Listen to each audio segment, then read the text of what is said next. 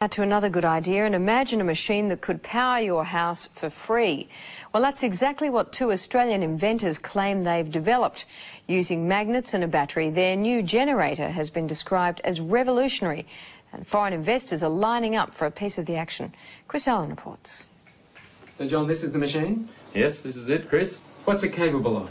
Well, it'll power a house. The machine will provide sufficient electricity to run a house and have power to burn. It sounds too good to be true, but inventor John Christie is convinced his machine will change the world. So, John, basically you're saying this machine can produce 5 times as much power as it consumes? Yes, it does. This one, exactly as we see it, it does. And in fact, it can produce more than that. Once kick-started from a battery, John and his partner Lou Britz say this prototype will run for years without stopping, generating 24 kilowatts of power a day. You don't get more revolutionary, I think. I mean, we're talking about something that has the capacity to change the way that the world produces its electric power.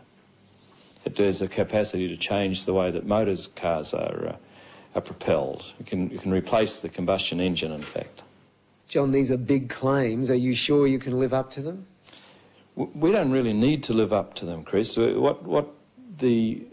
The technology speaks for itself.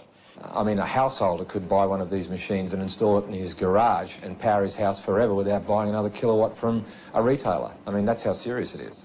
Steve Brassington is an independent electrical engineer. He's seen the machine and backs up everything John says. It's revolutionary. That's the only way to describe it. I think the technology, it's not bending physics, it's just using principles that I guess are commonly in use in power generation today in a different way. These guys have thought outside of the square. Basically, it's magnetic attraction and magnetic repulsion that provide the movement or the moment of the motor. Can you understand why some scientists are sceptical about it? There is no physicist or engineer who has looked at our motor or has looked at our figures who says it doesn't work. Lou is an electrician and John a businessman in Cairns in far north Queensland. The two unlikely inventors have been tinkering with their machine for 6 years. They've applied for an international patent and have been swamped by people wanting a piece of the action. These are the coils. We mentioned the coils don't get hot. Local businessman Alex Roma is one of the many offering money to help develop the generator. If it proves up to be what they say it is, it certainly would be something I'd invest in.